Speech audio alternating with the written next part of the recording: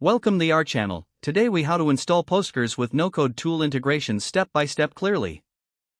Start by downloading the PostgreSQL installer from the official PostgreSQL website. Choose the version compatible with your operating system. Once the download is complete, locate the installer file and open it. Follow the prompts in the installation wizard. Select your preferred installation directory.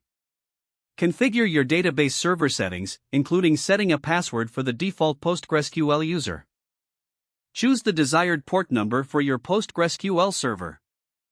Proceed to select the locale settings according to your region. Click on the Next button to begin the installation process. Wait for the installation to complete, which may take a few minutes. Once installed, open the PostgreSQL application. Verify that the server is running by checking the PostgreSQL service in your system's services. Now, you will need to install a Nocode tool that integrates with PostgreSQL. Visit the Nocode tool's website to download the integration package. Follow the installation instructions provided on their site. After installation, open the Nocode tool and navigate to the Settings or Integrations section. Locate the PostgreSQL integration option. Input your PostgreSQL server details, including the server address and password.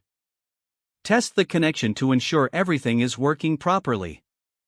Once confirmed, save your settings.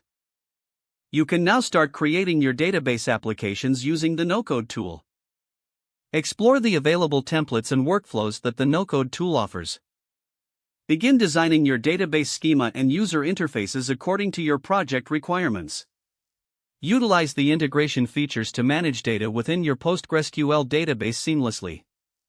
Regularly check for updates for both PostgreSQL and the Nocode tool to ensure compatibility and security. If the page does not load, refresh the browser or try again in a private or incognito window.